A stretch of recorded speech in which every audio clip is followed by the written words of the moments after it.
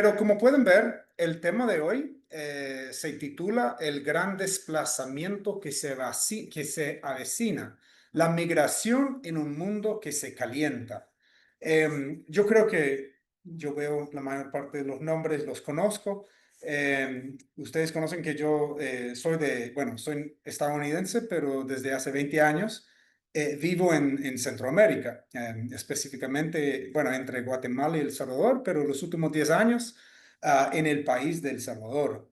Y como muchos países de América Latina, El Salvador es un país altamente migrante. De hecho, nosotros tenemos una población de aproximadamente 6 millones de personas. Somos un país bien chiquito. 6 millones de personas dentro del país.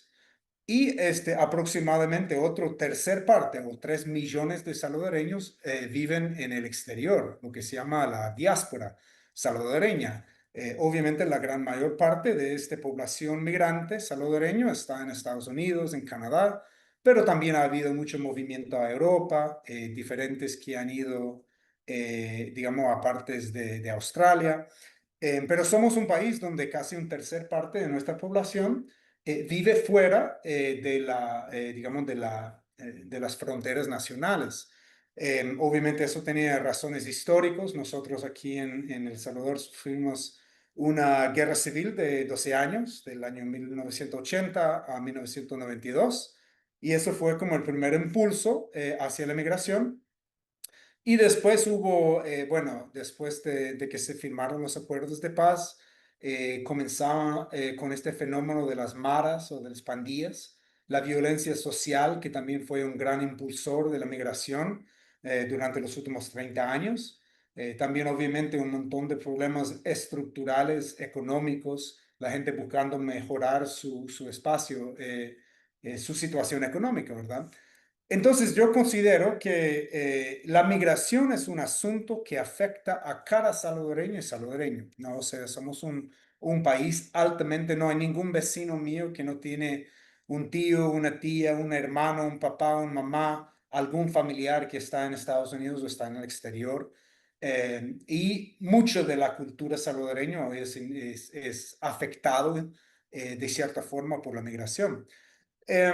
Y mucho se habla de eso, como el migrante, como el sostén económico de la sociedad, ¿no? O sea, entre un cuarto y un tercio del PIB, del Producto Interno Bruto de El Salvador, viene de las remesas, o sea, del dinero que manda el migrante del norte al sur. Y así es un elemento fundamental a la sociedad. Obviamente el tema migrante es algo que captura las noticias, ¿verdad? Lo escuchamos mucho desde, digamos, las reacciones. Uno podría ser muy conservadores, muy nativistas en Estados Unidos, en Europa, un movimiento en contra del migrante. Se escucha también mucho, digamos, del sufrimiento del migrante, lo que conlleva desarraigarse y moverse con toda su familia del sur al norte, toda la violencia que está involucrado en el movimiento en sí, el movimiento humano. Pero hoy quisiera como tratar de tocar un tema que se habla, pero no lo suficiente, considero yo. Y esa es la conexión entre el calentamiento global y el movimiento masivo de personas. Obviamente, hasta ahora, mucho del movimiento humano no ha sido directamente por el cambio climático, ha sido por situaciones sociales, por violencia, por guerra, por la violencia de las pandillas, por situaciones económicas, por violencia estructural de parte del gobierno, por todas esas cuestiones. Sin embargo, el año pasado, en el año 2024, las Naciones Unidas sacaron un informe a través de la Organización Internacional de la Migración, un informe, un reporte muy interesante que trataba de conectar cómo es que el cambio climático, lo que sabemos que ya viene, lo que sabemos que va a ocurrir en los próximos 25 años, cómo es que eso va a impactar el movimiento humano, ¿verdad? Entonces, ya comenzamos a escuchar términos como refugiado climático, ¿verdad? Alguien que tiene que moverse, cambiarse de lugar debido a algún efecto del cambio climático. Y de eso se trata el tema del clase de hoy.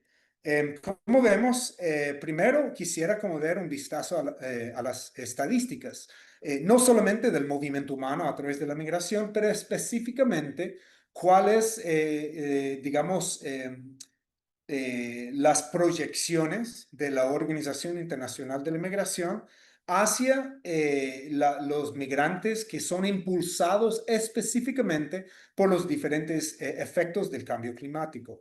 Y es un informe bastante sombrío, bastante oscuro. La cantidad de personas que ellos proyectan que va a comenzar a mover es abrumador a nivel digamos, del sufrimiento humano, ¿verdad? De la gente que tienen que levantarse e irse. Después vamos a tratar de desglosar y entender un poco mejor digamos, cuáles son los factores que impulsan la migración relacionada con el clima. Ojo, en esta parte no estamos hablando de violencia de pandillas, de situaciones económicas, sino específicamente cómo es que el cambio climático obliga a la gente a moverse de lugar. Cómo ha hecho históricamente y cómo es que va a aumentar en intensidad estos factores que sacan a la gente de sus lugares de origen y los impulsan hacia nuevas fronteras. Después, una cosa que no se habla mucho es la diferencia entre la migración internacional y la migración interna, o sea, la gente que se tienen que moverse, trasladarse de una parte del país, de otra parte del país, sin cruzar una frontera. Sin embargo, la cantidad de gente debido al cambio climático que van a ser migrantes internos o refugiados climáticos internos va a ser mucho mayor de los que cambien, digamos, de un país a otro. Y al final quisiera ver algunos escenarios negativos posibles, ¿verdad? Que nosotros sabemos que ante cualquier crisis, ¿verdad? O sea, la palabra crisis viene del griego como de un momento de decisión, ¿verdad? Y yo considero que el movimiento masivo de personas, digamos, esta crisis climática, el crisis migratorio y las formas que ellos se coincidan, nos va a poner en un momento de crisis, un momento de decisión, donde los gobiernos, los seres humanos, las comunidades, etcétera, vamos a tener que tomar algunas decisiones sobre cómo responder a esta situación. Obviamente hay posibilidades negativas, ¿verdad? Donde lo peor de nosotros sale y hay algunos escenarios positivos donde intentamos realmente responder de una forma positiva y al final sacar algunas conclusiones. Entonces, para comenzar, quisiera leer algunas estadísticas que salen de este informe que mencioné, que fue publicado en el año 2024 por la Organización Internacional para las Migraciones. Ellos estiman que en los próximos 25 años, o sea, de aquí al año 2050, es posible que hasta 1.000 millones de personas se verán desplazadas de sus hogares debido a fenómenos relacionados con el clima. 1.000 millones de personas. Para el año 2050 se espera que la población humana se estabiliza en más o menos 10.000 millones de personas. Eso implica que uno de cada 10 personas, en el peor escenario posible, tendrán que moverse de su lugar de origen debido a algún efecto del cambio climático.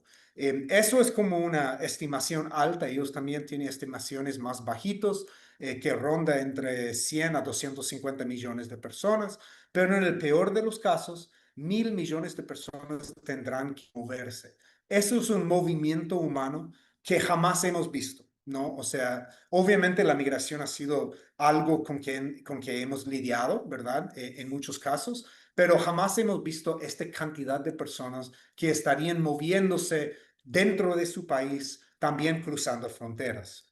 Obviamente, los peligros relacionados con el clima, como las inundaciones, las tormentas, los incendios forestales, ya son uno de los principales factores que impulsan la movilidad humana a nivel mundial. O sea, los refugiados climáticos ya existen. Las personas ya se están mudando debido a los efectos sentidos del cambio climático. El informe menciona que en el año 2023 había 26.4 millones de personas desplazados forzadamente debido a diferentes efectos del cambio climático.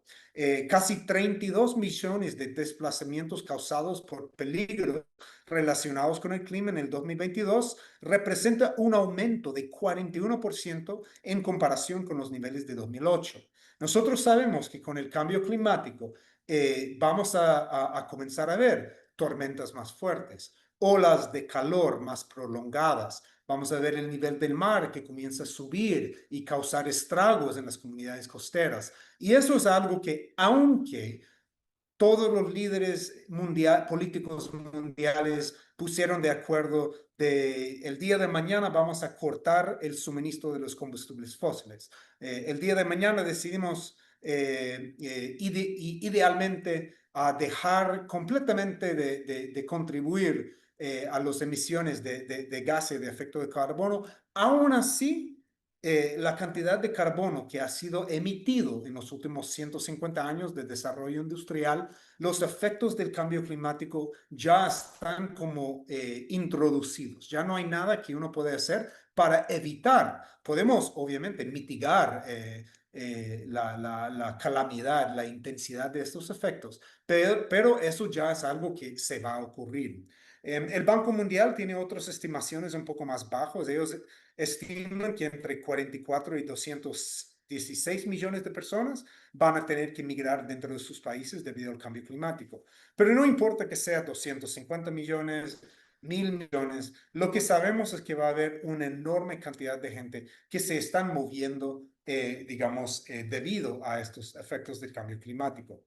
¿Y cuáles exactamente son los factores que impulsan la migración? No estamos hablando de violencia otra vez, estamos hablando directamente de los factores relacionados con el cambio climático. Uno es el aumento del nivel del mar. Si no se toman medidas de adaptación, existe el riesgo de entre 72 y 80 millones de personas se verían desplazados a lo largo del siglo, entre aproximadamente 1% y 2.4% de la población mundial.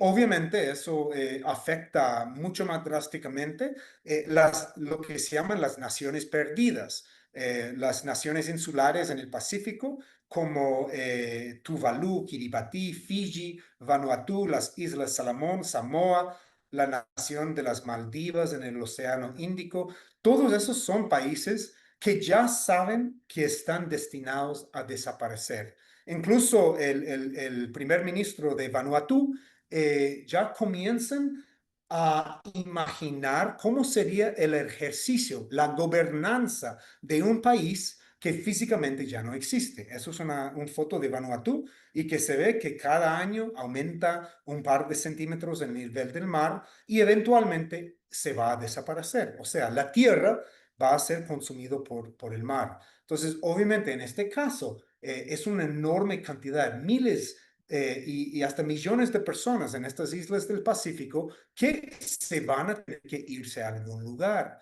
Esos son digamos, la primera ola de los refugiados climáticos, ¿verdad? Sin embargo, perdón, no solamente son las islas del Pacífico que están, digamos, vulnerables al aumento del nivel del mar. Hay miles de millones de personas que viven en diferentes ciudades costeras alrededor del mundo y ellos también están obviamente afectados, potencialmente afectados.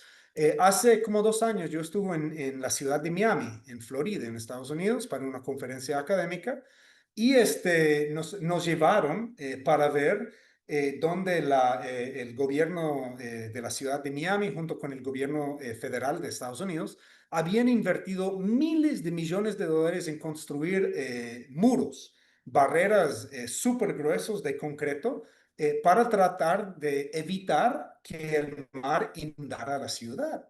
O sea, ellos ya saben que están obviamente aumentando el nivel del mar y ellos dicen que hay miles de millones de dólares de infraestructura, de calles, de edificios, de casas, de rascacielos, y ellos están preparándose desde ya a través de estas barreras, de estos muros de concreto para evitar que la ciudad se consume por el mar. Obviamente, los países pobres, los países, digamos, del tercer mundo no tienen la infraestructura, la inversión, el dinero, los recursos económicos necesarios para hacer eso.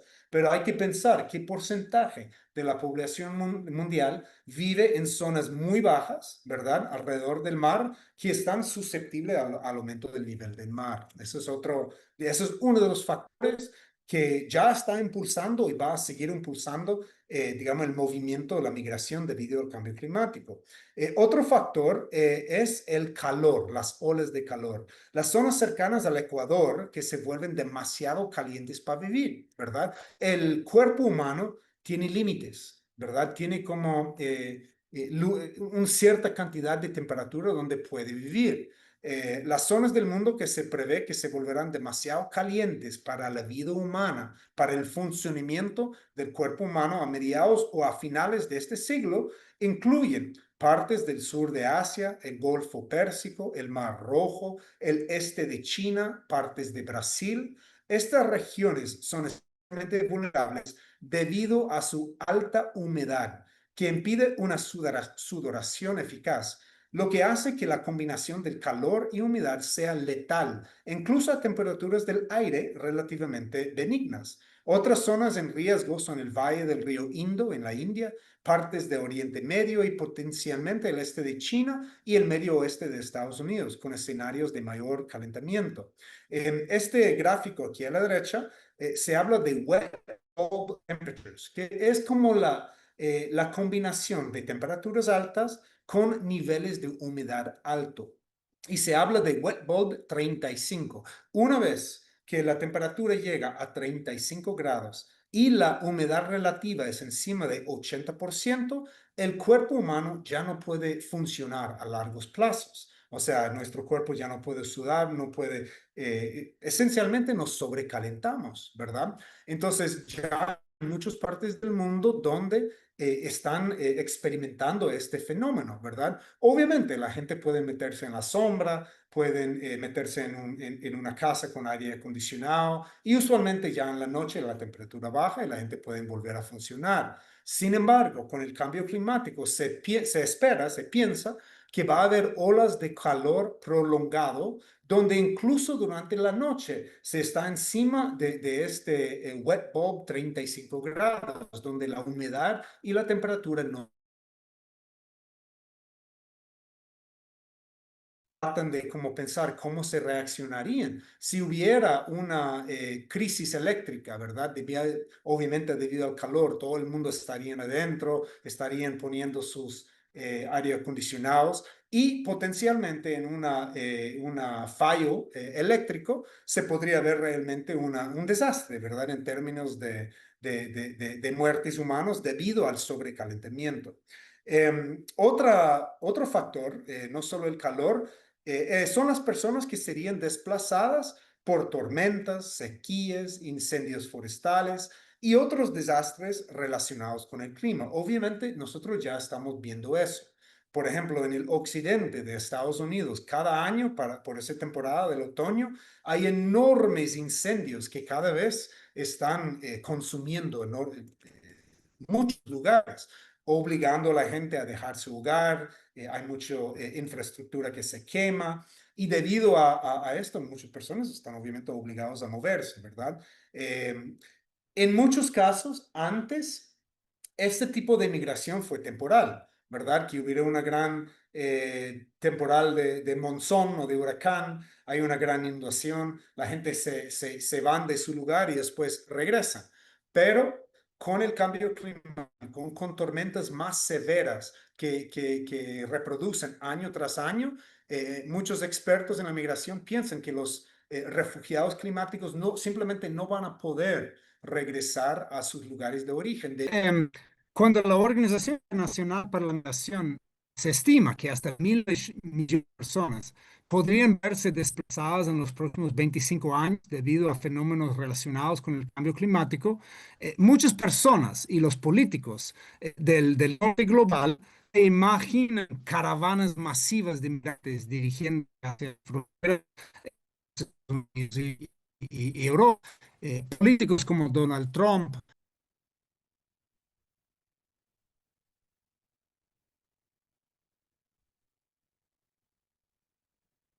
Que se puede de varias formas, ¿no? Supongo que se puede con transferencia o a través de PayPal. Si es a través de PayPal, nos conviene más. Podemos pagar con tarjeta de crédito. Por ejemplo, nosotros cuando pagamos a cualquier por PayPal, tenemos la entrada de alta de crédito. De crédito. O sea,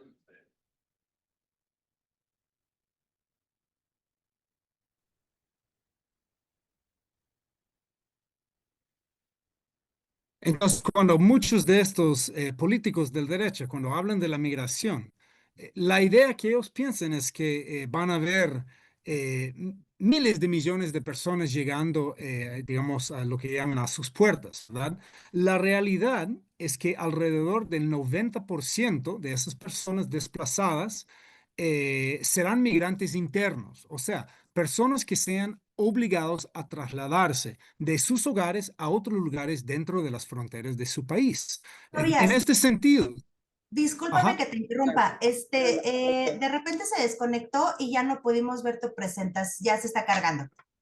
Ya se está ah, cargando. Discúlpame. Sí, es que no podíamos ver la presentación. es que se quitó otra vez, híjole. Bueno, ya Sí. lo cerré, lo volví a ver si funciona ahora. Ya está cargando, me dice aquí. Vamos a ver. Ok.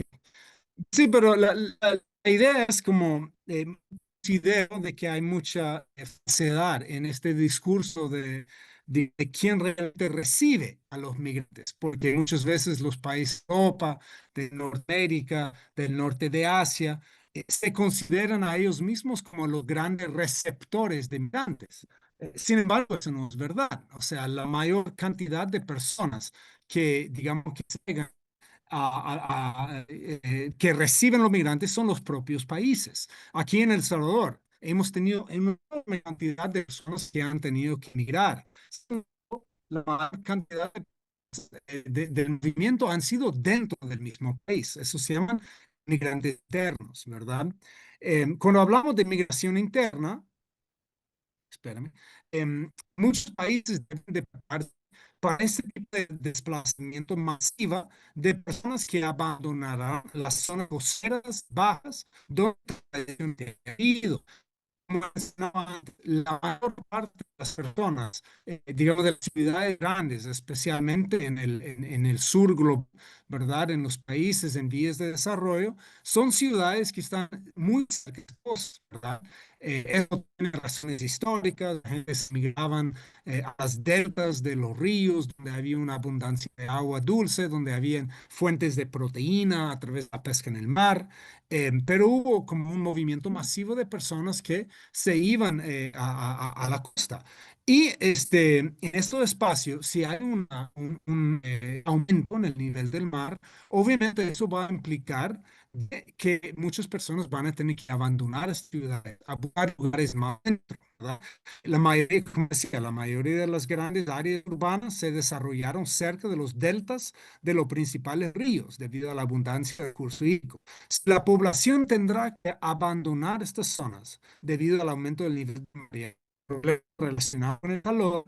Uno de los grandes retos de las ciudades grandes del tercer mundo el acceso al agua potable en las zonas de interior, mayor altitud, seguirá siendo un reto muy grave.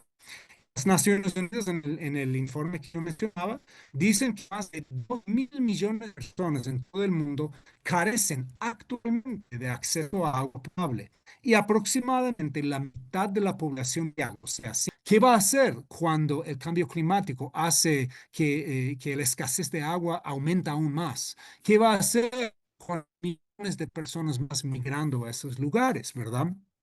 Entonces, en el escenario negro, las migraciones internas dentro de los países con importantes divisiones étnicas, culturales o lingüistas también podrían desencadenar grandes conflictos civiles, ¿verdad? Ya vemos eso en muchas ciudades de la India, donde los musulmanes y los hindúes ya están compartiendo un espacio físico urbano y eso lleva a conflictos, ¿verdad? Étnicos, guerras, etcétera. Y al final, la escasez de energía, las interrupciones en las cadenas de suministro y otras perturbaciones imprevisibles del sistema económico mundial también podrían provocar crisis importantes de las crecientes poblaciones urbanas que viven en las zonas más marginadas de las ciudades.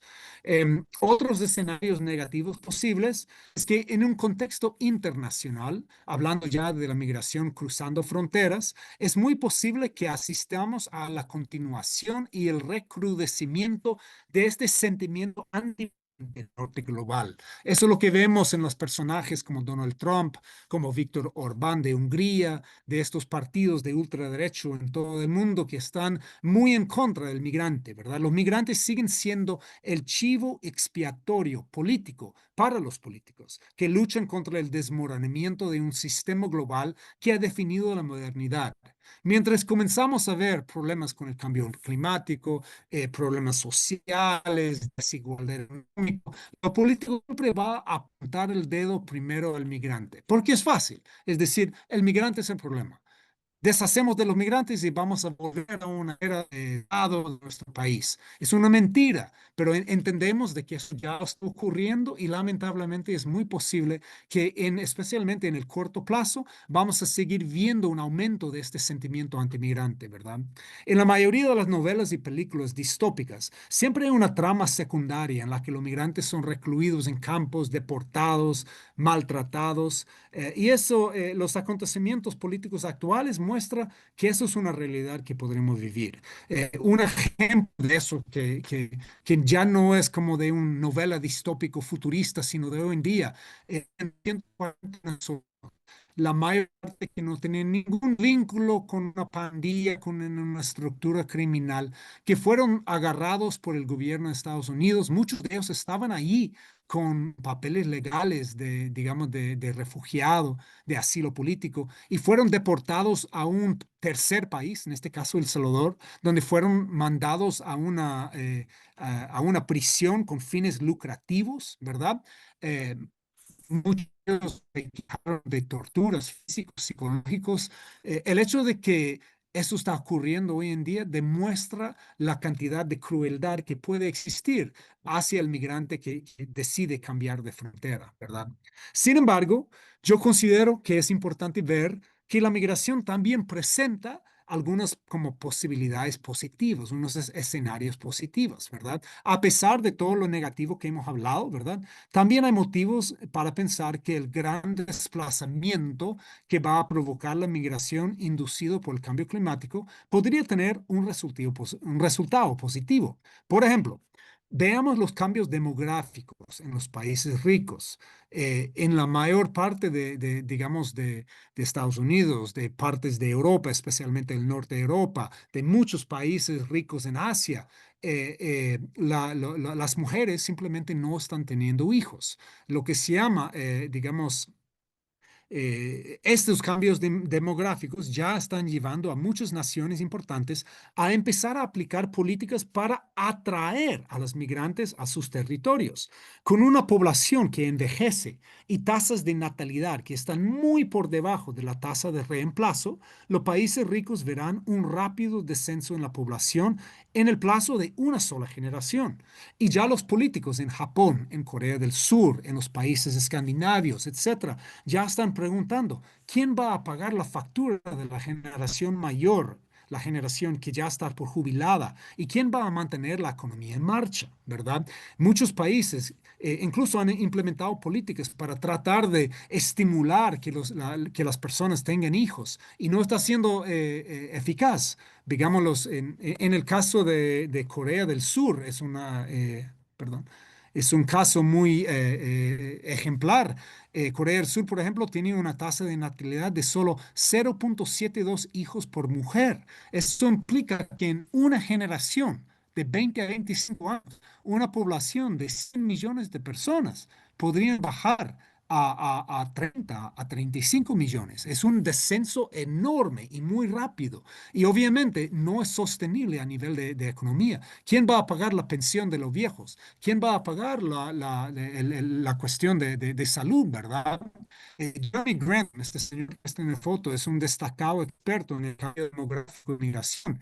Yo fui a una conferencia que él ofreció hace unos años y él decía con completa certidumbre que en un par de años, ¿verdad? Que ahorita hay mucho sentimiento antimigrante, pero él dice que en un par de años eso va a cambiar 100%. La gente van a darse cuenta de que los países van a darse cuenta que necesitan la migración. Simplemente por razones estructurales para mantener la economía a flote, para no explotar el sistema de pensiones, para mantener a flote el sistema de salud público, ¿verdad? Y en vez de pelear en contra del migrante, estos países van a implementar políticos que buscan atraer, van a estar peleando para ver quién le trae más, digamos, más migrante a su país.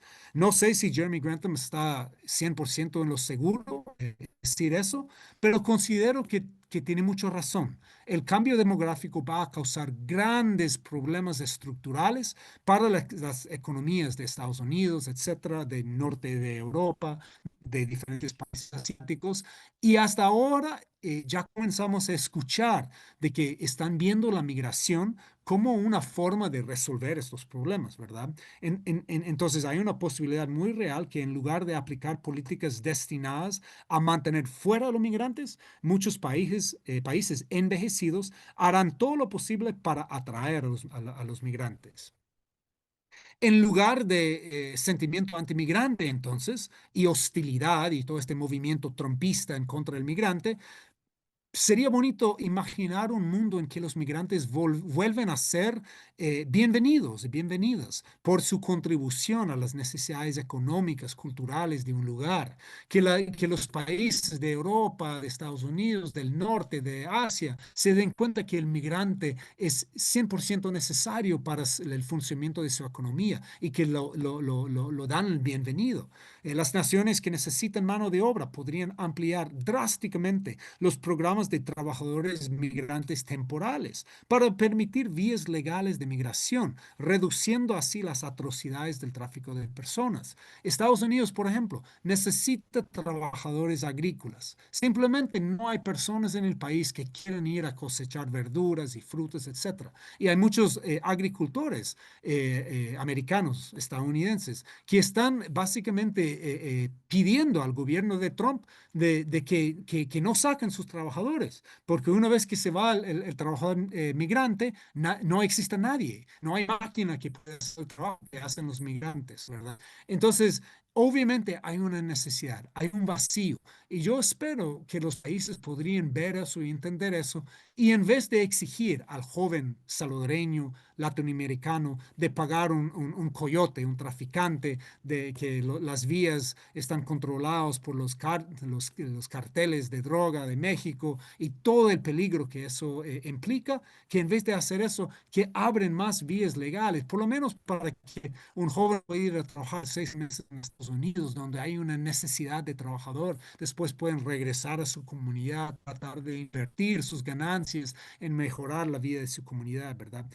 Yo siento que eso es una razón de esperanza, una posibilidad positiva.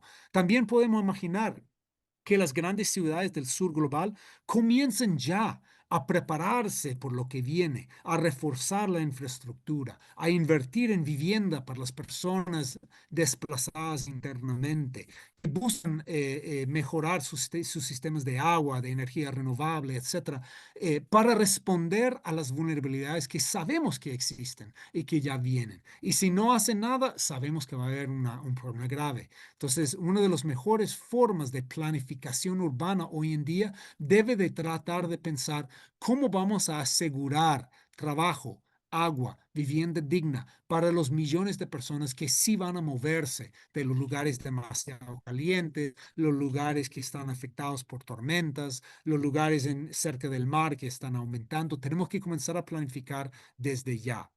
Algunas conclusiones para terminar. Anton Chekhov, que era uno de los famosos novelistas rusos, habló mucho de la migración en sus novelas. Y para mí da esperanza entender de que no somos la primera sociedad, el primer momento histórico de presenciar movimiento masivo de personas. En muchas de las novelas de Chekhov, él habla del migrante. Y eso es una frase de una de sus novelas. Él dice que romper con una vida que parece ir inusualmente mal y sacrificarse por el propio lugar de origen y el querido hogar familiar, solo puede hacerlo un ser humano excepcional, solo un héroe. Entonces, yo siento como es necesario entender de que un migrante que deja el lugar donde ha echado raíces, donde tiene familia, donde tiene historia, eso es digamos, un sacrificio enorme. Entonces, en vez de ver el migrante como un criminal, como una persona malo, tenemos que entenderlo como Chekhov lo entendió en su momento, como un héroe, un ser humano excepcional que tiene la capacidad de hacer eso, ¿verdad? Reimaginar a los migrantes como héroes es que seas un ejercicio necesario para desarrollar empatía hacia las personas cuyas vidas se ven trastornadas o se verán drásticamente afectadas por el cambio climático global en los próximos años. Y por último, y eso es algo que es muy importante para mí, yo también considero que es importante tener en cuenta el derecho a quedarse o los derechos de quienes deciden no emigrar. La migración obviamente provoca inevitablemente cambios importantes en las culturas y en las economías de los lugares y los territorios que se quedan atrás. Las remesas, el valor de la tierra, la especulación con las bienes raíces, los cambios culturales. Yo siento que es importante tener en cuenta que los jóvenes, las personas que toman la decisión de quedarse en su lugar de origen, de quedarse en el campo, en la finca familiar, de no migrarse a la ciudad, de no migrarse a Estados Unidos, eso también es heroico, ¿verdad? Si el migrante es heroico, también la persona que queda es heroico. Y tenemos que tratar de pensar sobre cómo la migración afecta negativamente los lugares donde la gente se va. ¿Cómo podemos proteger al joven que vive en una comunidad rural, que quiere comprar otro terreno, pero ya no puede porque como muchos de sus amigos se han ido y están mandando dinero atrás, ya el valor de la tierra se ha disparado y el que lo quiere quedar a trabajar simplemente ya no tiene el dinero, los recursos económicos necesarios para seguir trabajando, ¿verdad? Todo eso son cosas que causan la migración y yo siento que en todo este debate no debemos de perder de vista también, digamos, el derecho de quedarse. ¿Cómo defendemos? Con todo el respeto que merece el migrante, ¿verdad? Con todo digamos, su dignidad, también debemos de entender de que existe un coderecho, ¿verdad? El derecho de quedarse, de mantenerse en su lugar de origen y de vivir bien en la economía local, en el territorio, etcétera.